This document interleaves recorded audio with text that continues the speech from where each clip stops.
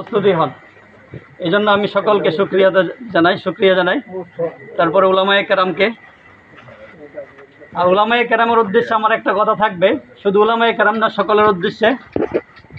আমাদের এই সমাজটা এমন একটা জাহিলি সমাজ ছিল যা আরবের জাহিলিয়াতের সাথে মেলানো যেত।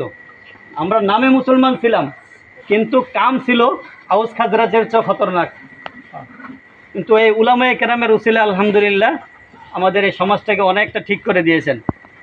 তার মধ্যে যেমন মুরব্বী হুজুর আছেন, অনেকে হয়তো বা তার কথা ভুলে যাচ্ছেন যে মুরব্বী হুজুর, এই মুরব্বী হুজুর যখন আমরা ছোট ছিলাম তখন থেকে উনি প্রতিটা বাচ্চাকে চেষ্টা করতেন মাদ্রাসায় নিয়ে যাওয়ার জন্য। তার উসিলাটা, তার উদ্দেশ্যটা কী ছিল? এই জাহিলি সমাজটা যেন আস্তে আস্তে দিনের পথে আসে। এই যে হাবিবুর রহমান সাহেব ছিলেন, আল্লাহ ওনাকে জান্নাত নসিব করুক। উনি একাই ছিলেন এমন এক ব্যক্তি, হাজার বাতিল আর উনি একটা লাঠি নিয়ে মোকাবেলা করার মতো যোগ্য ছিল। এলাকার কোনো যারা আমাদের বাচ্চারা যারা আছেন মুরব্বী, তারা কেউ রাস্তাঘাটে টেলিভিশন বাজাতে পারতো না। কেন?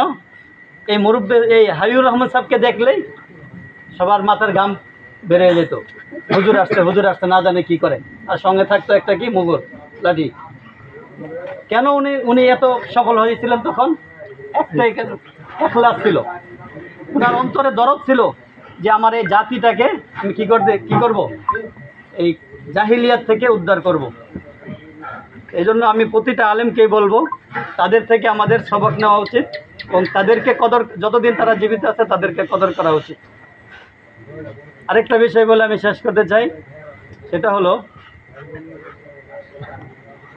আমার একটা মনের আশা, এবং আলহামদুলিল্লাহ তাগুতরা এটা মনে করে নিয়েছে এখন পর্যন্ত।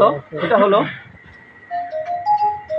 পুরা বিশ্বের সুপার পাওয়ার যারা ছিল, তাগুত ছিল, কাফের ছিল, তাদেরকে পরাজিত